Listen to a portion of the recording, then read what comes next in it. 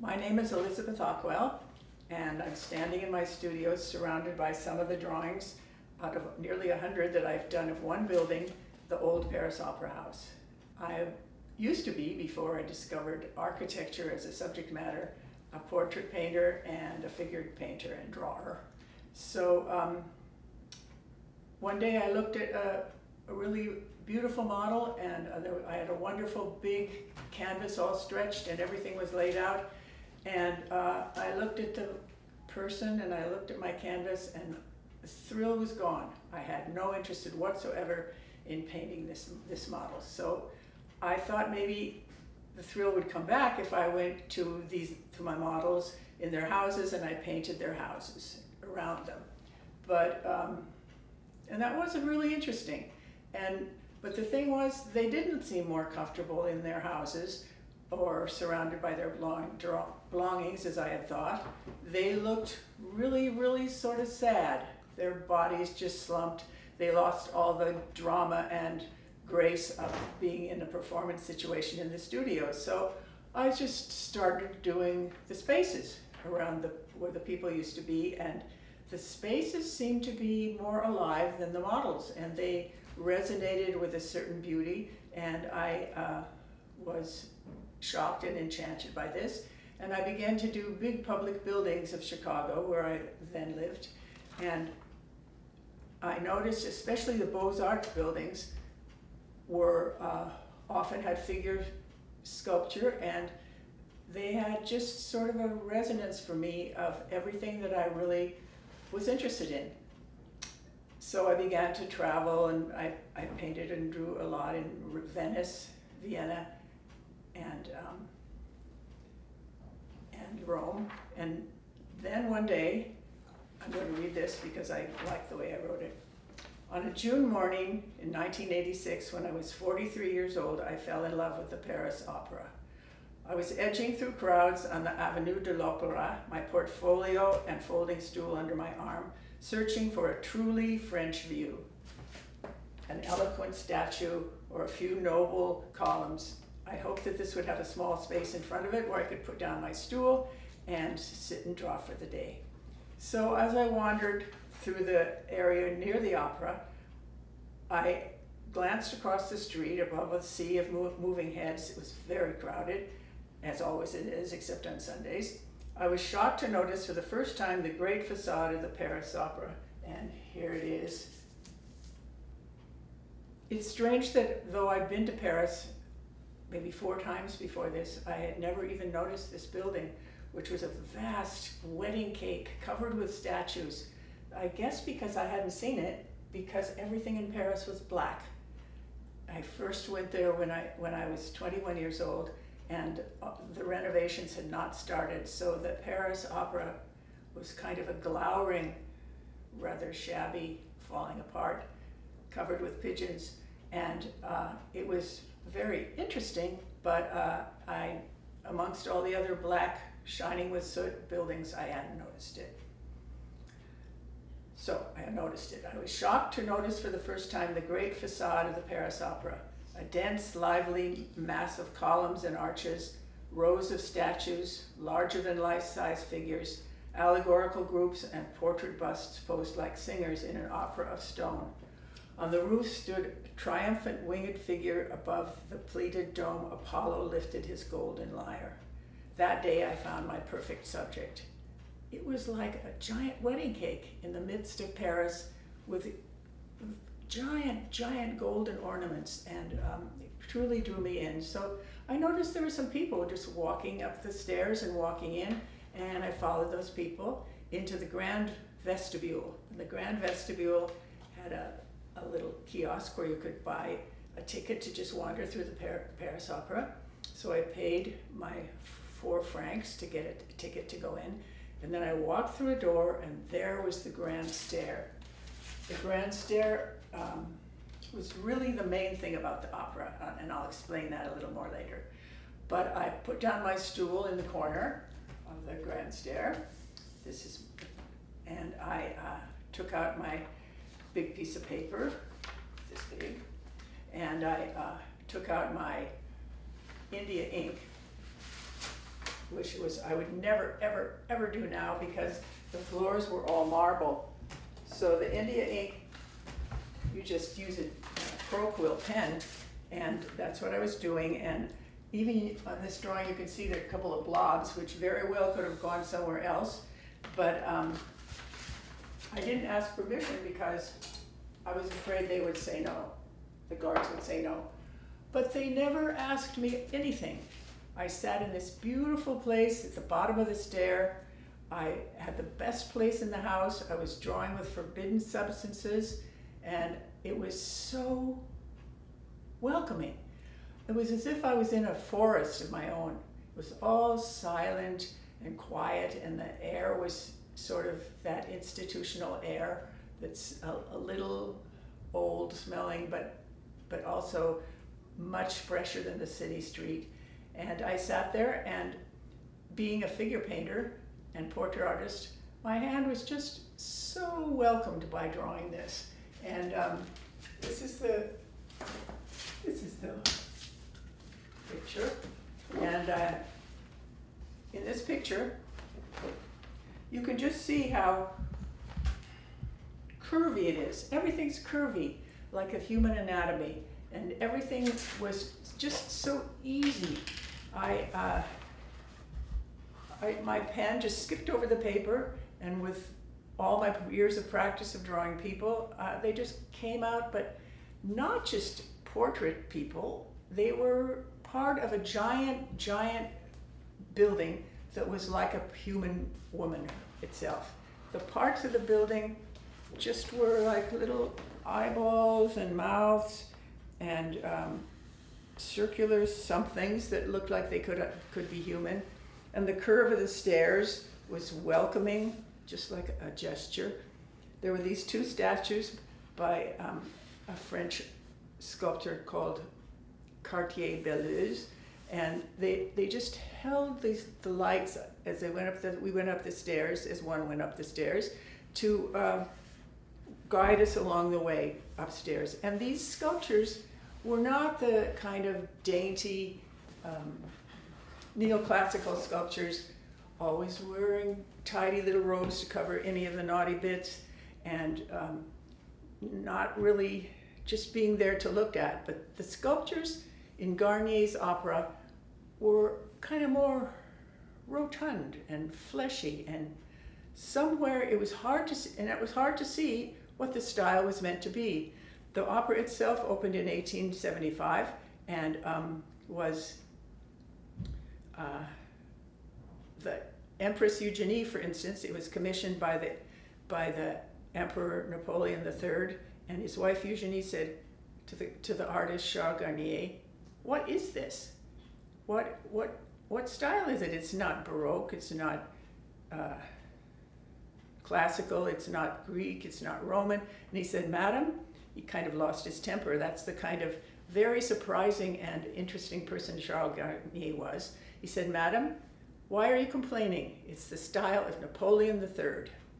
So that's what it is, Napoleon III.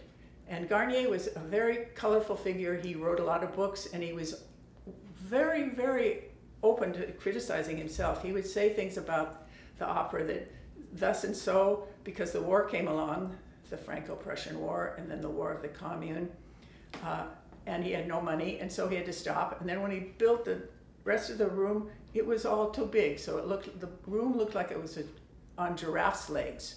So he just was the first one to jump in and say that something bothered him. So just to show you, 2 years later, I sat down across the hallway, across the vestibule, and painted the same stairs, just to see what happened in between 1986 and 2002.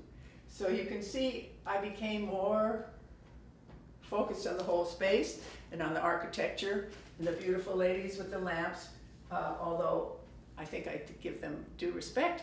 They kind of disappear in more embracing, more lively, more kind of sensual space. And I was so interested, being a lover of anatomy, how this might look like white flesh. This this marble stair. And then these, I hope you don't get shocked, look like a liver and all kinds of inner body parts. And there are other things that, you know that little thing that hangs down in the middle of your throat and you never know the name for it?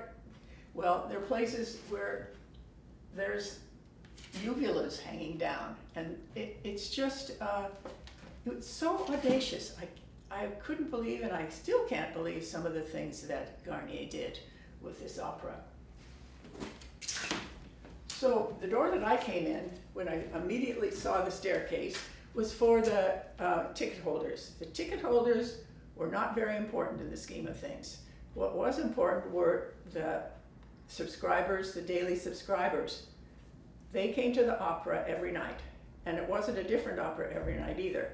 So there was a special entryway for these nobility and very important, very rich people to come in, and it was on the bottom side, and they drove up in their coaches with their maids and their valets, and the valets would tidy their clothes and make sure everything was just so, and the hair was tucked in with just the one curl and no dust on Monsieur's shoulders.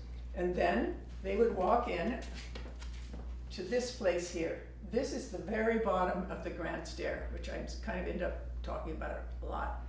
The grand stair was a place for the people of Paris to walk in and enter the space of the whole grand stair where I was here. And in the middle of it all is a statue, a bronze statue, called the Pythonist. And since Garnier was very interested in making a night at the opera a ritual, like the ritual of a Greek temple, this Pythonist represents the Pythian Sibyl, and she was down underneath the Temple of Apollo on a tripod, breathing the fumes from the middle of the earth as they floated up, and prophesying. And I always thought the prophecies perhaps might sound like an opera singer. Bottom of the stair, where all the aristocracy wandered in. When you start walking up it, you can see on either side there's a huge, huge mirror. And these mirrors reflect into infinity. They're quite poetic and stirring, and I must have done 8 or 9 pictures of this particular view, maybe even more, just because I was something about this form of the stairs and here's the little uvula hanging down, and another one. And it was so cozy down there and physical and grand. In any case, the ladies would walk up the stairs, which were built so they were very, very low. The riser was low. And the ladies could just float up like swans, and then check out this little bit of lace, or see if the hair had survived the last 10 minutes since the maid was working on it. And then she would walk up with her escorts and her party to the top of the stair, and all of Paris would be watching, because the Garnier and just the whole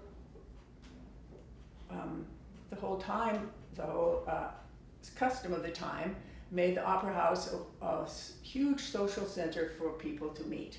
So she would come here, and if you looked around, what she would see are balconies everywhere. The balconies and the staircases, and everybody was looking at the new arrivals and saying probably mean things like, "Oh, the Countess is wearing that purple dress again, it looks just terrible." So this was the heart of the opera, and there right in the middle is a screaming, hollering, prophesying, gypsy-like woman who is the beginning of it all. Just like this is under everything, under the dome, everything. For a painter representing a place, you have a certain amount of freedom, but I feel that it has to be truthful, otherwise you don't look at the picture and get snap, and the snap sort of shows you where you are and the real likeness and the feeling of the place. So I took a lot of freedom with these colors, but because the blue light of the sky shone in from the skylight really high, 6 stories up, and the yellow-orange light from the incandescent lights was the optical complement of that color. The colors intensified themselves, and there really was a little blue shadow in here, and for some reason this turned red. Maybe it was a reflection of these balusters, but in any case, the place is really beige. So it was a lie, but it was true in feeling. The last picture I would like to show you and tell you a story about is the theater. And Garnier, who truly loved women, designed the theater to be extremely flattering to women. And he felt that this warm red and all the gold would create a kind of sumptuous, glorious background for women, and that their presence would, he said, create a harmony with the music and the event, and there would be a sort of odor of beauty that surpassed anything else, any other kind of audience. And anyway, these women would be in boxes, and the boxes range around here, and there are 5 stories of them. Here's the box, 1, 2, 3, 4, 5. They're up to the 5th story, and each one of them has a curtain dividing one from the other so that you have a certain amount of privacy. When the opera was built, there was a law or a strong rule that the women were not allowed to come out of their boxes during the intermissions. And so they were required to be quite big. So they were rather long, really long. There was room for maybe 12 people in there. And then there was a little fainting couch in case your corset was too heavy or you wanted to lie down and make yourself all fresh. We were ready for the next intermission. So, and the walls were flocked velvet and red. It's quite a remarkable amount of redness in there. But anyway, women were supposed to stay there. So on the opening night of the opera, Isabel, the Queen of Spain, and her son, which I forget his name, but he was something the 10th. In any case, sorry, the Queen said, "What? I'm not supposed to go out?" So she opened the door to her box, and she walked out into the corridor, which is quite glorious. And every woman in every box in the whole theater walked out following her. And so the Paris Opera was now available to all women to experience the whole splendor of a night at the opera.